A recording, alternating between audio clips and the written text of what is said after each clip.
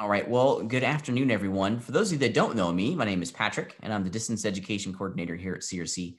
And today we're going to be talking about PDFs. And specifically, the whole intention behind this workshop was to talk about how we can layer on our accessibility guidelines into the PDF format itself, and how we can use Acrobat as a wonderful checker of all of our accessibility measurings and our measuring sticks. So we're going to focus on the accessibility stuff, but of course, there's going to be a healthy opportunity towards the end of our conversation today for questions and problems, and we can explore how we can continue to work with PDFs inside of our larger digital ecosystem.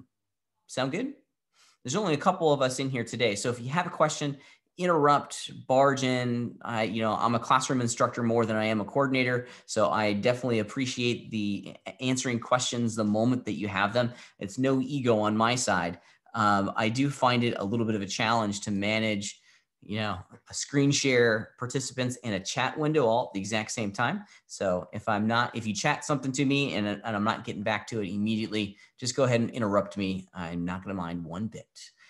To start us off, I want to just kind of lay the foundation real fast as to what a PDF is and where we can go to get access to this wonderful framework. A PDF is a briefcase of information. It's a document that can be read outside of the restrictions of a specific app. It's not the file format is not proprietary. It's not closed like you see in Microsoft Word or Microsoft Excel or PowerPoint. It's designed to be this great universal file format that can be read by any operating system in any device out there on the face of the planet. It is, however, owned and operated by Adobe. They have an entire platform called Acrobat that supports the PDF file format. They're the authors of the PDF file format. This started off as a print document, a print file format way back in the mid to late 80s, when our friends in the graphic design industry needed a transport mechanism for their graphic designs to a physical printing press. And the PDF file format was generated to kind of facilitate that transaction between a designer and an actual printer. Of course, it's grown in its functionality over the years and has now turned into this wonderful, wonderful, wonderful format that allows us to exchange desktop publishing and rich media documents easily within inside of our system. If you want to work with PDFs, the best way to do it are with the Adobe tools. They're the strongest series of tools on in our world. You can get a free reader because there's two things that you need. If you want to just read a PDF, you're going to need to have a reader. And of course, the Adobe Acrobat provides you with a reader. Let's see if I remember correctly, there's a link to it. I might be on the wrong page, but there is a free reader. I'm on the actual full-blown Acrobat website at the moment, which gives you access to some of the features, and I would recommend that you look over this in your own time. The PDF file format is intense. You can do a lot of stuff with a PDF, but you're gonna need a reader at the very least, and that's just to open up the PDF, look at the contents of the PDF, and then do whatever you want to do with it. You don't necessarily need to have Acrobat or Acrobat DC in order to read a PDF.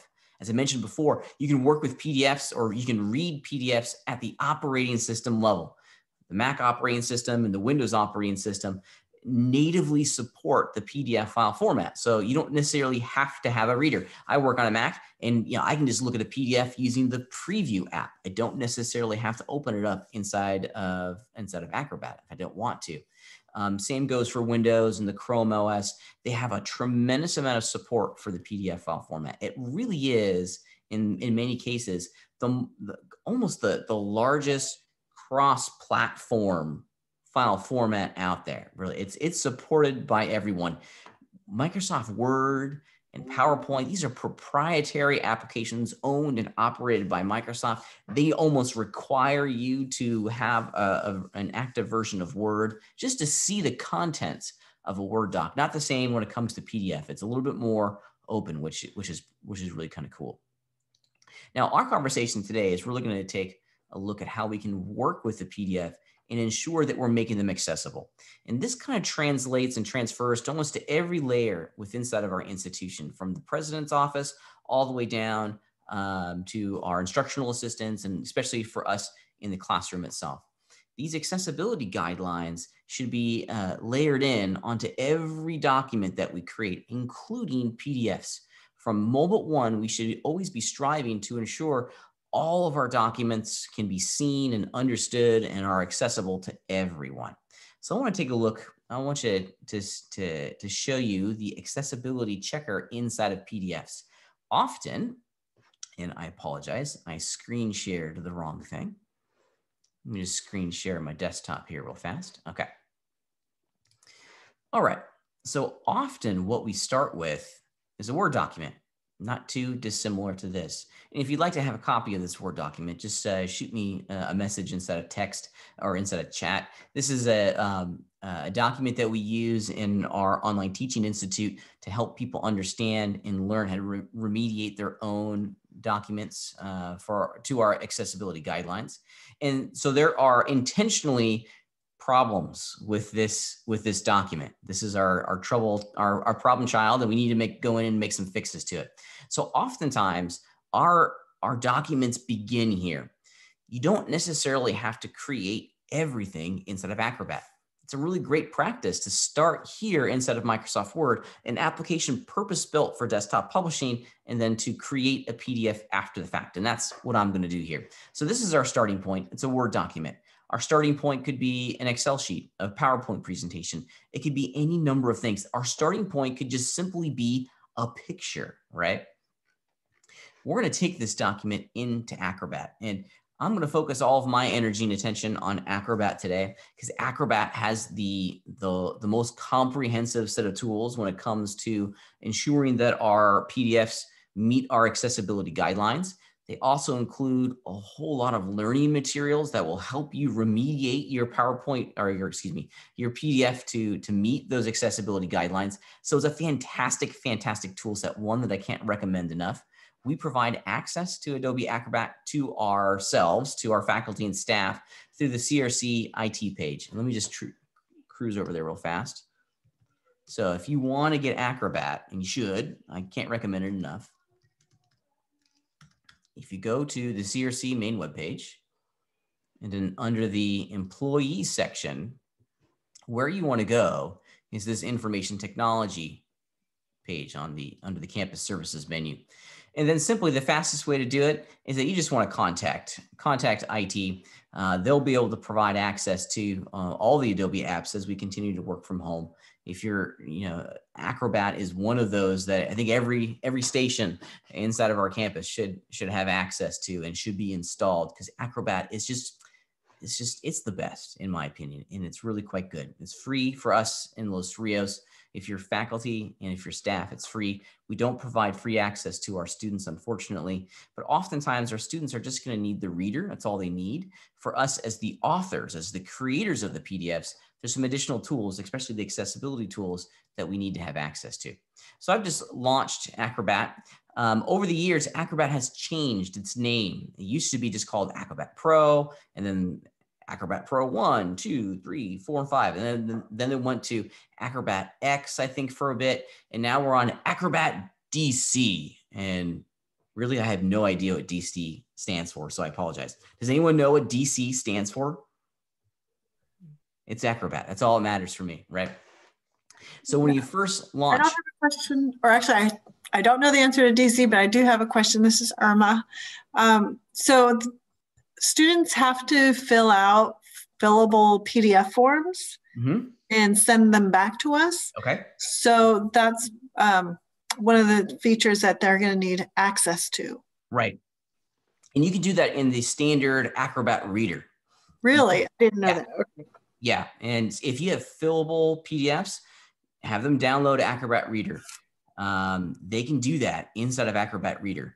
They can't create a fillable PDF form, but they can interact with it, fill it out, and then hit the save button, and all those files or all those changes will be retained in the file format itself. Okay, thanks. Yeah. Same goes for Preview, the Preview app on a Mac. If you're presented with a fillable PDF, you can go in, fill in all the fields. You're ready to rock and roll. Okay. So over here inside of Acrobat DC, it's a really simple app. I like it because of its simplicity. When you first launch the app, you're going to have this home area over here, which is really nothing more than a gigantic file browser. It allows you to cruise through and find the most recent PDFs or documents that you've been working with. You can actually scan some stuff in here too. It's just kind of like a Finder app. But most importantly is this Tools tab. And this is where we're going to be spending almost all of our time today, because there's one series of tools specifically that we need to make sure that we're working. Now, the first thing that we got to do is that we got to create a PDF, and that's the first option right here inside the row of tools. So in order for us to check something, we have to create a PDF or open one. As I mentioned before, we're going to be using this Microsoft Word file as the starting point for our accessibility check today. Luckily for us, because Acrobat is so awesome, we can actually just take a native Word doc or a PowerPoint presentation or just a JPEG and use that inside of Acrobat. I'm going to create a PDF from that Word doc. Let's just do it real fast. I have a question. Does it look different for PC users instead of Apple's? The little home screen, does it look different, or is it exactly the same? Okay. Yeah. Just wondering, because sometimes things are different on a Mac. They are. And Adobe is pretty legit trying to make the experience as uniform as they can across the different operating systems. It shouldn't look too different. So. Okay, thank you. So I'm going to create just a single file PDF. Multiple files. This is cool when you want to have multiple Word docs that are completely separate from each other be combined into one mega Word doc. Okay. But we're just going to use a single Word doc. I'm going to find it on my computer here real fast. And luckily for me, I remember I saved it right on my desktop. And then we'll create the PDF from the Word doc, which is pretty neat. It takes a couple seconds. It's going to upload it to the cloud service. It's going to transform it into an editable PDF within Acrobat. As long as we are the authors, there's a tremendous amount of control that we get. Excuse me for one moment. I need to shuffle around some Zoom interface stuff out of my way. All right. So mission accomplished. We've created a PDF from a Word doc. Well, now what do we do with it, right? Here it is. Here's all our stuff. You can actually go in. You can make changes to it. Like I can delete that D if I wanted to, cross it out. So we get a lot of control still of the document. It's not the exact same as what we'd expect to see inside of Microsoft Word, and that's okay. All right. So the next thing that we got to do now that we're working with inside of a PDF is that we have to start working with our accessibility tools, and specifically our accessibility checker. If you remember this Tools tab here, we got Home, Tools, and then this tab is the PDF that I just created. But the Tools tab is always, always, always going to be home to the raw series of tools that will allow us to create a really great PDF. Specifically, if we scroll down just a little bit, boom, accessibility right there. That's the one that we want to use. If you click on the icon, it's going to open it over here on the right-hand side of your interface. The first thing that we want to do, and there are a number of things that we can change with our accessibility tools, but the first thing that we want to do is that we want to have Acrobat scan this document and run a report. We want to know what the problems are, because when working with a PDF, there's actually a lot in here that we need to remediate that's different than what we're used to seeing inside of Microsoft Word, specifically like the title of a PDF and the author form. More on that in a second. Let's just do it real fast. So one of the tools that we have in here is accessibility check. And this is going to go in and scan our document. Let's just do it real fast. Oh, it says, please save the document before we run. Forgot to save it. Let's do file, save as.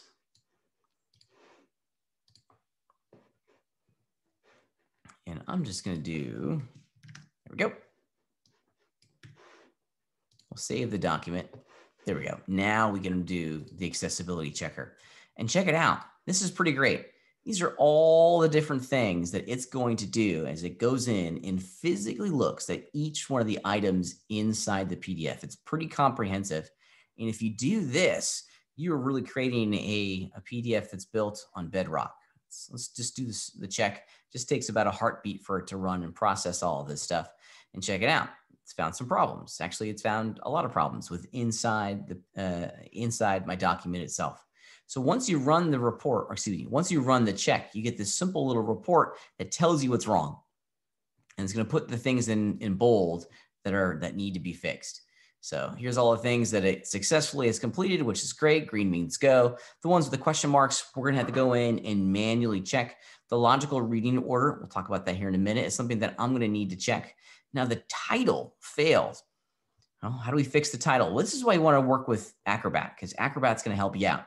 If you were to simply right-click on the items that failed, you're going to get some options, one of which is fix. Since this is the title, it requires us to go in and add a title to this, this PDF. So the PDF file format requires some additional items inside of our accessibility guidelines that we don't necessarily see in Word or PowerPoint. Like this title field is not something that we need with Microsoft Word, but it is a requirement for working with PDFs. So let's just give this is the Universal Design and Accessibility sheet. Oops, workshop's just fine too. And then we'll hit OK. The moment that we've entered it in, check it out. It's checked off the list. We're ready to go. And there's a couple of Patrick, sorry. So why did it not like the title? Is it because it was in bold, or is it because it technically didn't have one? It technically didn't have one. Now and this is where it gets to. You're reading my notes, Irma, and thank you for asking that question, because this is where it gets to be a little bit more fun. When it comes to accessibility, our accessibility guidelines, what we see on the screen is not enough, because there's often code behind the screen, if you will, behind the scenes of our document that's going to be used by a screen reader or some sort of assisted device that will help our students hear or read this item itself. So what we visually see on the screen isn't enough. The title is a really great example, because if you're looking at this PDF in the context of a screen reader, the title is going to be read to you by the screen reader and not necessarily being read on the page itself. You'll see this again here in a second. Let's go into this page content area. Okay, tagged annotations, this thing over in here. Let's see if there's any other major problems. Sorry, my Zoom interface is in the way. Lists are good. Headings are good. Everything else passed muster, which is pretty great. The alt tags are another great example for these pictures. If you were to, if this picture didn't have an alt tag, it would come up on the list saying, "Hey, you didn't tag it." Okay. There's some annotations here. Yeah, these are all the links. The links we have to manually check, so we don't necessarily have to worry too much about those.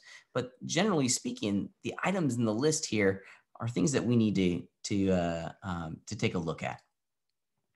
This is a step numero one when it comes to working within our accessibility checker itself. You can also run an accessibility report, which gives you just a really great list. This is a fantastic way to very quickly, from kind of a macro view, understand and see what's passed and what's not passed. I like to do this because then I can just very quickly say, okay, logical reading order, that needs to pass. And I clicked on it. I apologize. When you click on the link from the report itself, it actually takes you to a web page that will teach you what you need to change and how you need to change it, which is pretty cool. I'll come back to that in a minute. Color contrast is another great one. For us, the color contrast, if we go to the web page, I think it tells you, yeah, it doesn't tell you the specific values. Here's the accessibility guidelines section that actually physically talks about the color contrast in the document itself. Mine's all, it's black text on a white background. That's 100% contrast, so we're good on that one. Point being, the report gives you a great list, okay? The checklist will give you specific items inside of the interface that will allow you to go in very, very quickly and find the problem and fix it.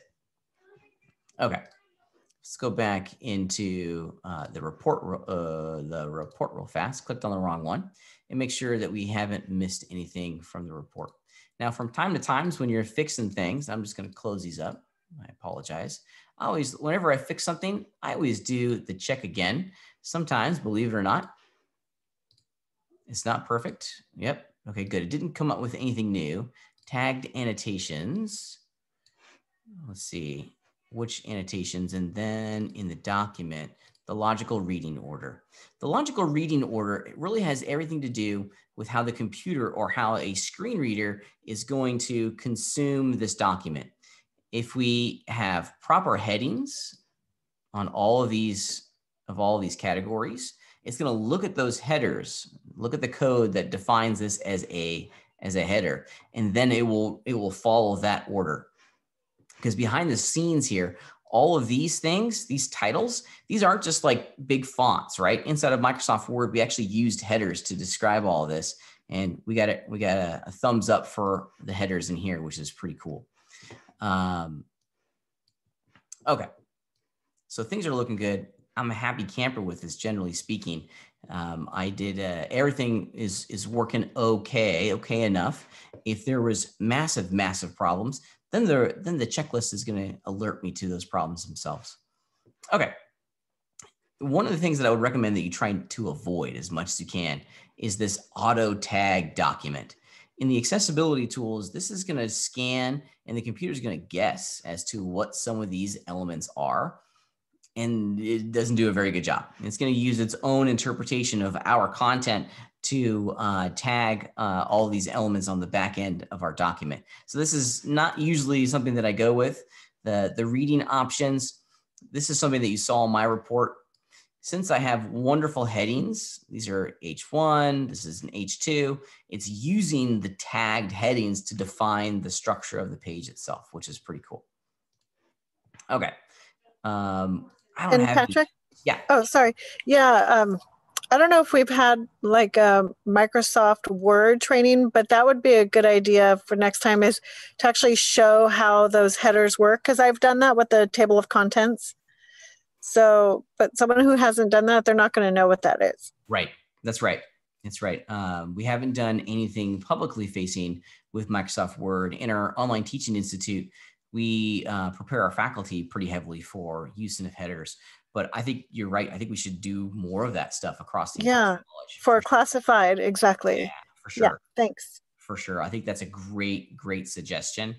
My big goal for today's conversation was just to expose the idea and to continue to drive home the fact that we should all be thinking about accessibility, and the accessibility checker inside of Acrobat is a great way to go in and understand it. And they give you great tools too, right? They give you fantastic tools. If you just do the accessibility check, right? This list here is the tool. It can just take you right to the problem child, right? You click on it, it will take you right to the thing that needs to be remediated. And if you look at, let's see if I can force a problem here. Oops, excuse me, my Zoom interface is in the way. If you were to just right click on any of these items in the list, it will either say fix, like we did with the title, or it will show you some options or properties that will allow you to continue to remediate this particular element inside the larger context of the document itself. So it's pretty straightforward. It makes it very simple and very easy to get up to snuff to meet our accessibility guidelines, which is pretty cool. Okay, other questions? Okay, cool. So pictures are something that we often have to have alternate text for. Our accessibility tools allow us to go in very quickly and set the alt text on our pictures. I think in this particular one, yeah, this is a common file. I wish I could make this box bigger for you, but look at this, check it out. It's actually the alt text for this image is actually showing us the file location on the computer, which is not alt text. Does anyone know what alt text is for our images? Nope. Alt text stands for alternate text. And if you were to feed this document into a screen reader, a student who is blind or has some seeing issues is not going to be able to see the details of this picture. The alt text allows the student to hear a description of the picture itself. So we want to make the alt text representative of what a full-sighted student is getting out of this picture. In an instructional sense, we want all of our students to have the exact same learning moment from a picture, regardless if they can see the picture or not see the picture. So the alt text is a screen reader's set of technology that facilitates that translation of the picture into text. We, as the creator of the document, have the responsibility of creating the alt text. And it just is a simple description. I think this is the Guggenheim Museum. No, I apologize. This is the Confederation Center of the Arts Plaza in Vancouver. So for me, what I would do if I was changing the alt text of this image is that I would write a simple sentence. The screen reader is going to begin the sentence for us. When the screen reader gets to this section of the document, it will read automatically by its own programming, picture of, and then we need to fill in the rest. So in my mind, when I'm writing the sentence, I say picture of Confederation, and I just totally misread. Of Center of the Arts Plaza in Vancouver. Picture includes, you know, small stairs with railings and a metal sculpture. There we go. Something simple. We don't have to write 500 words, just 1 or 2 sentences. The screen reader is going to read this for us and take over when the screen reader gets to this part of the document itself. It's an important part of ensuring that all of our students have the exact same ability to learn from the content in the documents. And we talk about this in the context of Canvas. Inside of Acrobat, just selecting the picture and hitting set alt text is the way to go. Pretty straightforward. Okay. All right. I mentioned this before. The reading order is just the structure of the page. Usually, if you've created some headers in here, you don't have to change anything. 9 times out of 10, we have the headers already in our Word documents.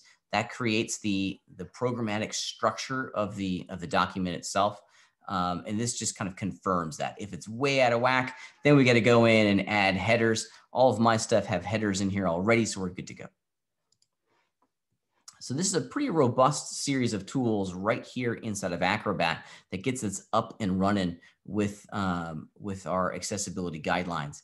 Even PDFs require us to go in and make changes to the back end of the document to make sure that they're understood and consumable by everyone. And this goes for just simple flyers that are being sent around campus, to documents that are on web pages, to, of course, all of our instructional and learning materials.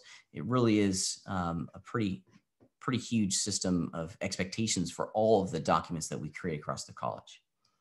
Okay, so when you're done going through your accessibility check and checking out your report, making changes based off of the feedback that's generated in the accessibility check itself, you fix all the problems in here. What's the last step? Well, the last step, believe it or not, it's just as simple as just hitting save.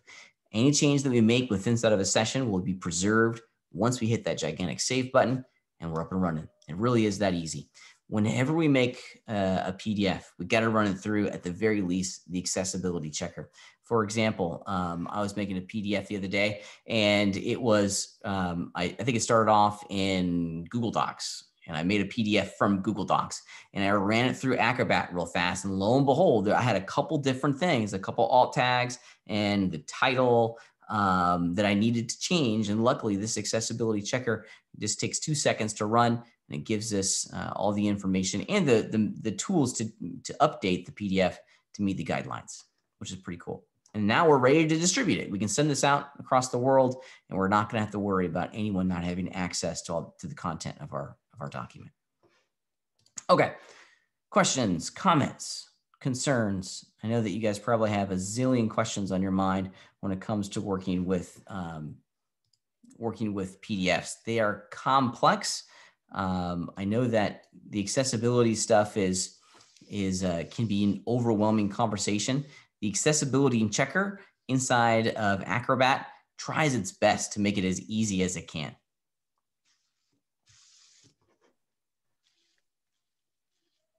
I nailed it. So there was still that one error that it went unchecked.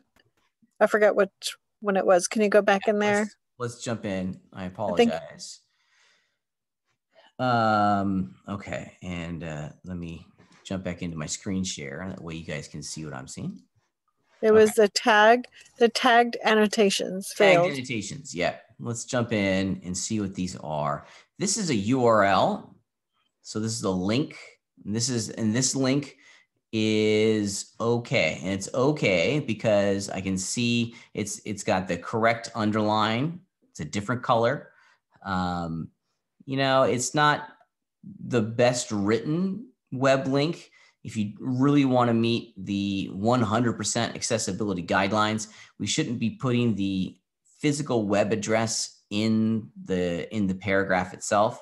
We should be changing the sentence so that it provides context to the link itself. How many times have you guys ever clicked on a link where it says, click here, and then it's just the web URL, right? Well, when it says just click here and then the web URL, you don't have any context as to where we are going with that web URL. So this is not a well-designed sentence, but it's not something that we can change here inside of Acrobat. But this is fine.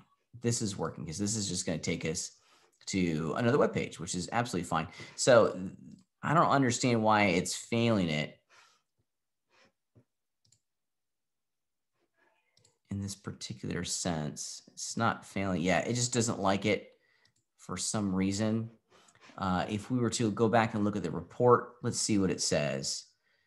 Manual check, tagged annotations. Let's see what it thinks it's looking for.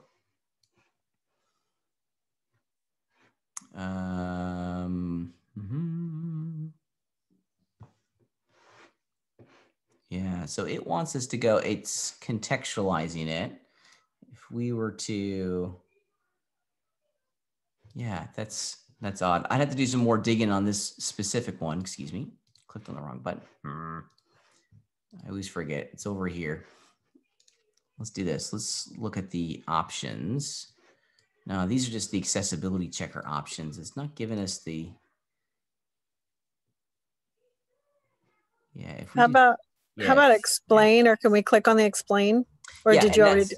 And that's what happens when you click on the link in the report itself. It brings open I see. web browser, and this is where it explains it. And it's contextual to what the content is in this particular case. Yeah, this rules checks whether all annotations are tagged. Make sure annotations such as comments and editorial marks are either included in the tags tree or marked as artifacts. So I think what we'd have to do in the context of this one, let's see. The tags tree is this down over here. This is the tags tree. Oops, excuse me. So these are all the different things that got tagged. I'd have to drill down and find it specifically. There's the picture. There's the picture box. Now we're kind of getting into the back end of Acrobat. I think in this moment, you'll probably start to get a really healthy understanding of how powerful Acrobat is. It really allows us to pull back the entire curtain of a PDF and look at physically how this document's been created. In a moment like this, I would probably say, yeah, this is cool. This is not anything that's going to get in the way. This is not a major error. Okay, thanks. Yeah, I think we're good. I think we're good on that one. Or I would move on from that one. Okay, other questions? So I was working, this is Irma again. I was working with a student assistant who was working on a MacBook, and she said she could not sign or type anything into the fillable form. Okay. So she said she was going to troubleshoot it. And I have a Mac Air or whatever it's called. I don't use it that much. So I was able to open it and type stuff in. Yeah. Yeah. And that's when we're, one of the things that I've learned about troubleshooting problems like that is to try to get as much information as to what the problem or what they're experiencing. We almost have to, in my imagination, it's almost like being a car mechanic. When someone says it doesn't work, that in my mind, that's equal to, hey, my car's broken. It's like, okay, well, what about your car is broken, right? Is your engine turning on? Is it making a funny sound? Is there smoke coming out the tailpipe? I mean, we got to kind of pull out some additional details that will allow us to pinpoint a solution, or at least kind of lead us down a troubleshooting path. So questions like that, areas, things that I would ask in moments like that are, what application are you opening the PDF in? If it's, it's the Mac app called Preview, okay, that's good. That's one thing. Is it a different application? Is she trying to, some web browsers like Chrome, you can open up a PDF in Chrome. So understanding specifically what app they're opening it up is step number one. I would encourage everyone to download the Acrobat Reader.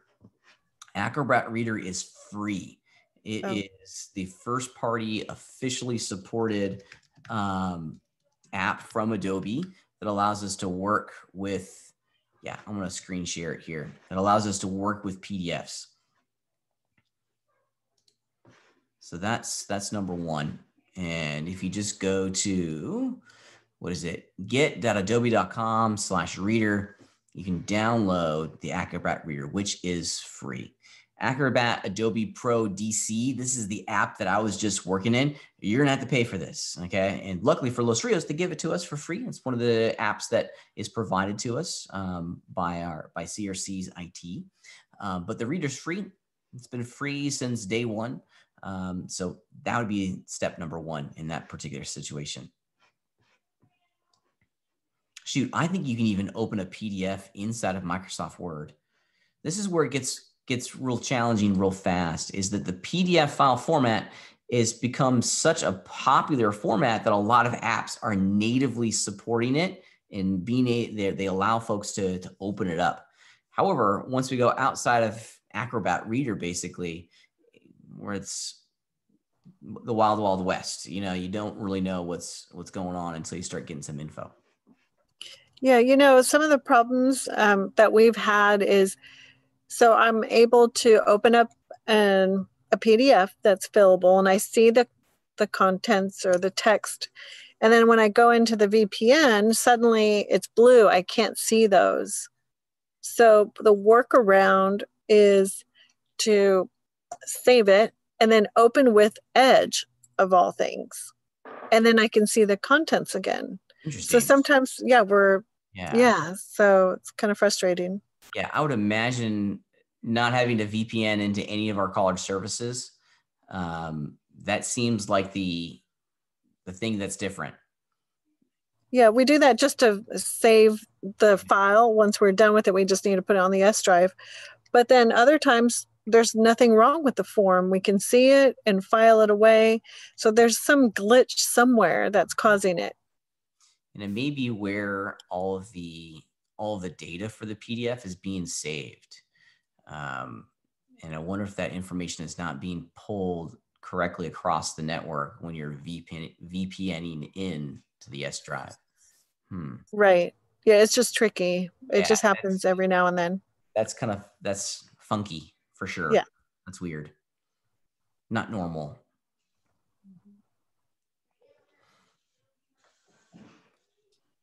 Hey, Patrick, my question would be, what it sounds like, and this is my experience, like PDF is much more, as far as accessibility to a wider range of students, sounds like the way to go versus putting Word accessible. And it sounds like the way to go, although I was told to stay away from it for a while, but you're fine if you do this all accessibility, right? I would come back to it. I really would. All right. I really would. Perfect. Yeah, I think there's no reason to stray away from it these days. I think the native support for PDFs is so immense right now. that you're probably going to have a higher success rate, and this is just speaking anecdotally, than distributing Word docs, because you can really only open up a Word doc in Google Docs and in Microsoft Word. I take that back. I think in the Mac OS you can actually open up a Word doc and preview. You can open up Word in a Mac too, but still, I'm thinking phones and stuff like that. The PDF accessibility then. Okay, perfect. And the benefits, additional benefits of working with PDFs is that it's read only. They're not going to be able to make changes to it. Yeah, and especially at the beginning of the semester when we're talking about like making sure, like I use Proctorio, it's like, okay, let's make sure you download that ahead of time. Let's make sure you download the reader and you give all that information ahead of time, especially at the beginning of the semester. Then everyone should have access to everything right away. Yeah. Great. One of the things that I like to remind people, and this is kind of the awesomeness of a PDF, is that if you have Acrobat installed, you can then print a PDF to a PDF. So instead of printing to a physical printer, if you change your printer settings, you can actually print to Adobe Acrobat and it will just generate a PDF, which is pretty cool. Other questions about working with PDFs, and especially through the lens and context of our accessibility checkers? I want to just share what I learned. Oh, did somebody say something? Was that you? I was going to ask a question, Irma, or Patrick. Go ahead, Grace. So my question is, I know, Patrick, you mentioned earlier about the hyperlinks. When you click here, is that something that we shouldn't do when we have, or when we create or run the report for accessibility? I would recommend that you don't do that, right? And let me, I want to screen share an example with you here, just so we're all on the same page. We're going to go back to this thing right here.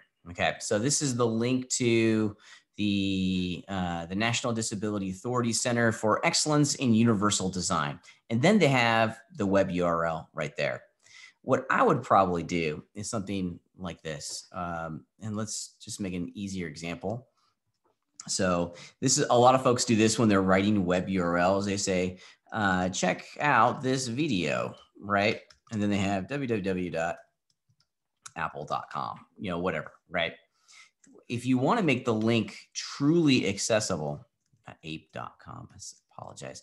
If you want to make this link truly accessible and constructed in the cleanest way that ensures everyone understands it, we should restructure the sentence so that it provides context to what the link is sending, or where the link is sending you to. For example, it could be check, because right now, all I know that this is a video, but I don't know what the video is, why it's important, what role it plays.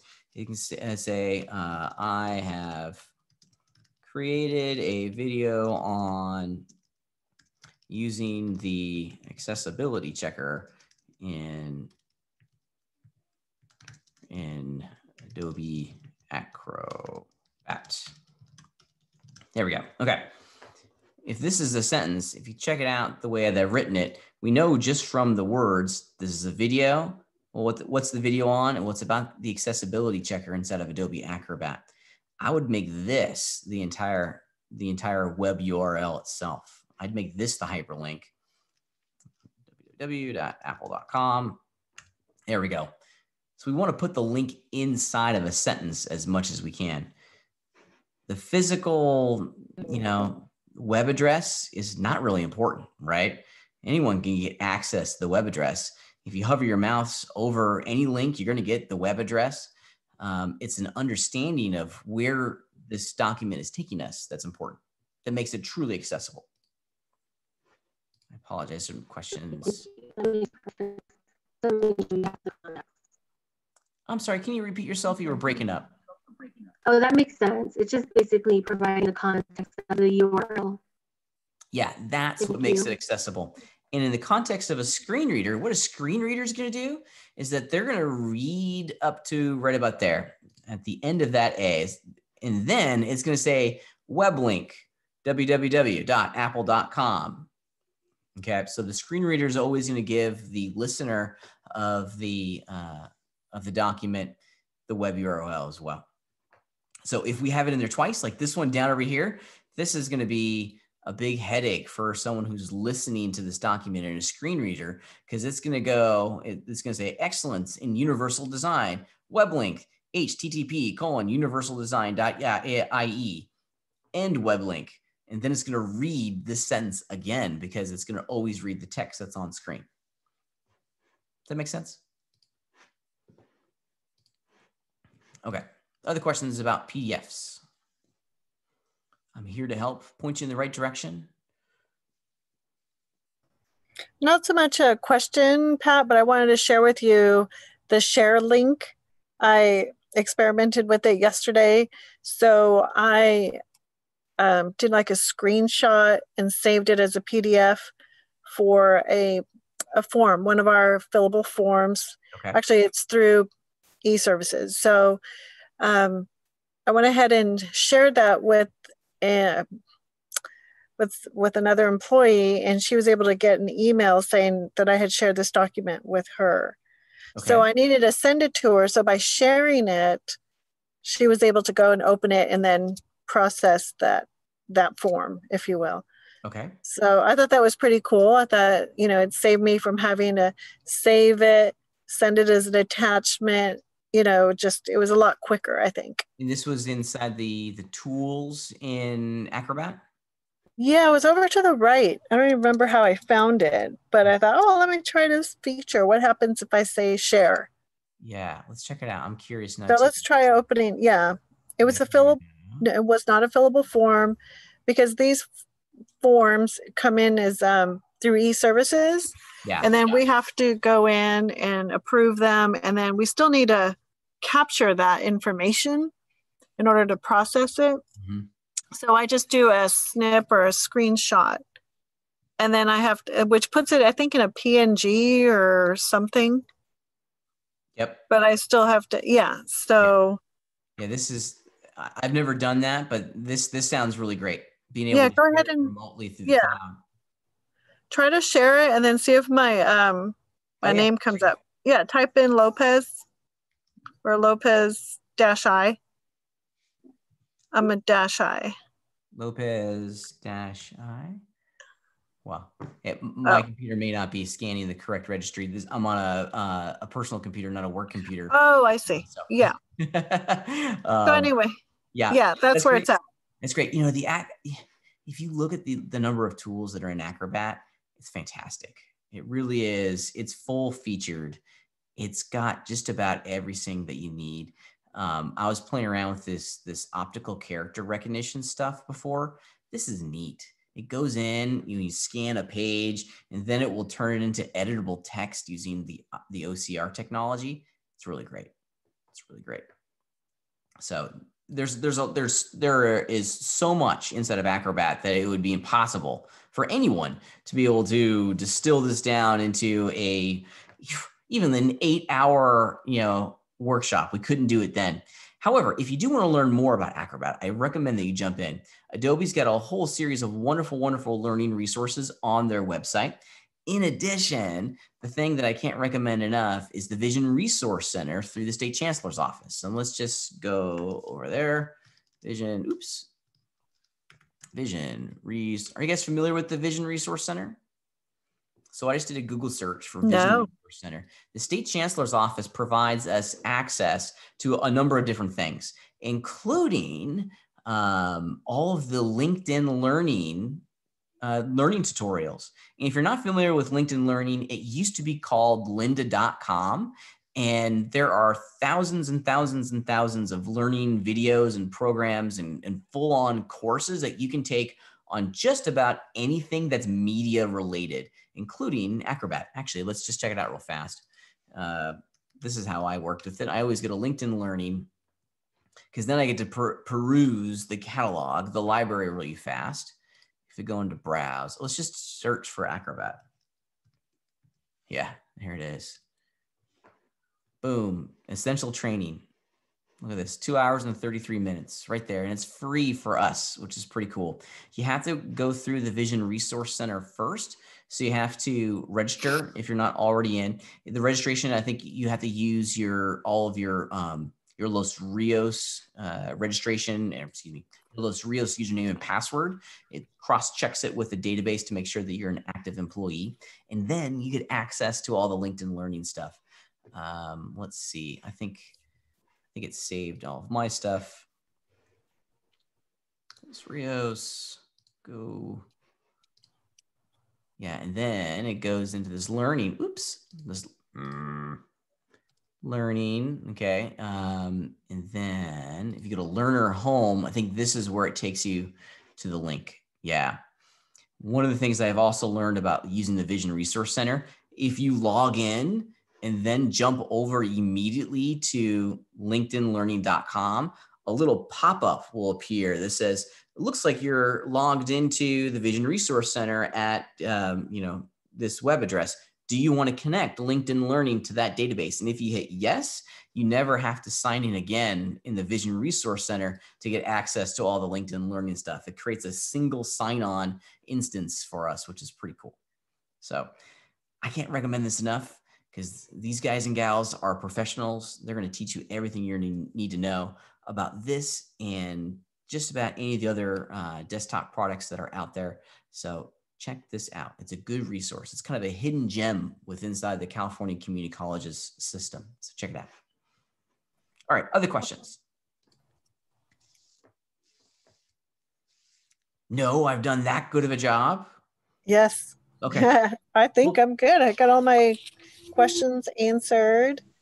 So I'll troubleshoot with the student and find out what app she opened it in, and I'll share my screen, or she can share her screen with me. So I'll see what's going on with that. Perfect. So thank you so much. Do you think that there is a desire or a need to do more Acrobat and PDF kind of workshops going forward? Yes. Because I see it, from the DE coordinator's perspective, I only kind of see our institution through the faculty lens. And there's a lot of crossover, I would imagine, between the tools and the technology and the guidelines that we use in our classrooms and in our non-instructional areas as well. So I'm happy to support. Right. Yeah, even something as simple as how for us to help the students, because I'm talking on the phone in admissions with a student and I'm trying to walk them through opening the PDF form and filling it out. And they're like, do I have to print it, scan it, and send it? How do I do that? Yeah. So I literally have to walk them through, and then I could barely figure it out myself. I just now know that when I download it once, it goes into my downloads. I hit the button again, and then it goes into my document. So, we're just been kind of forced to learn this on the go. You got it. And this is the big challenge that we're all facing right now. We've migrated online, and now we're all being forced to be, master technologists. Experts, yeah. And they're looking at me, I'm like, I could barely figure it out. Right. So I hear you.